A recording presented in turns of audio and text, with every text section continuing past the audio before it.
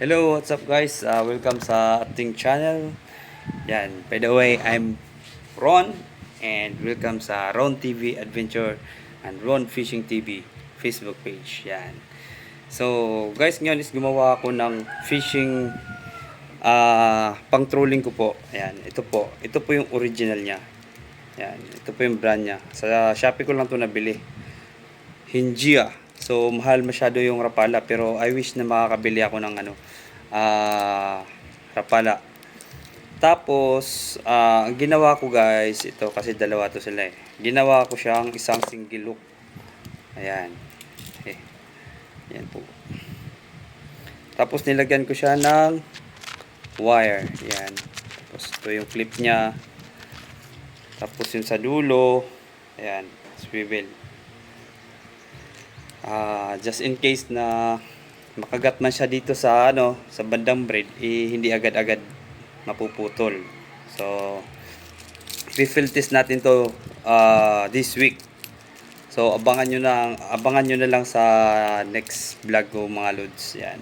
Shopee lang to, nasa mga lang to. 100 mahigit. Yan. To. So guys, tutorial lang. Bago ko lang din to nalaman paano gumawa ng ganito. Yan. Ito. So, ang gagawin nyo guys, bawa ito. Papasok nyo muna dito. Ito yung niya. Yan.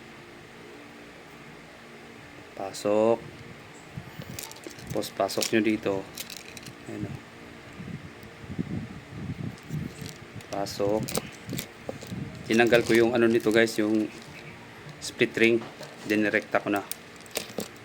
Tapos pasok nyo dito. Pasok. Yan o.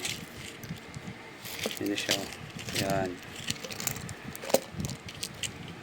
Tapos pasok nyo ulit dito. Pasok nyo ulit sa loob. Tapos sabay hila para pumantay siya dito sa baba. Hilain nyo lang. Yan. Tapos hatakin nyo lang to. Ito. Yung dulo para ito pumasok sa loob. Yan.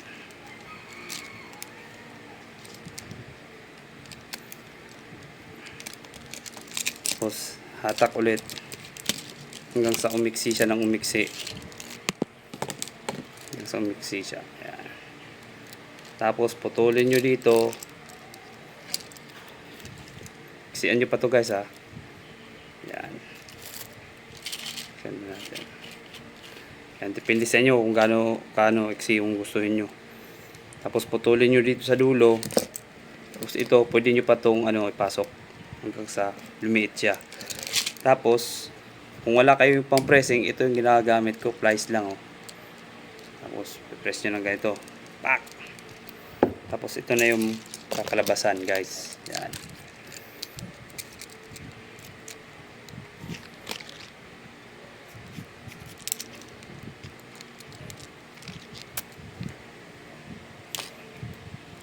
Yan. Ganon din sa split ring.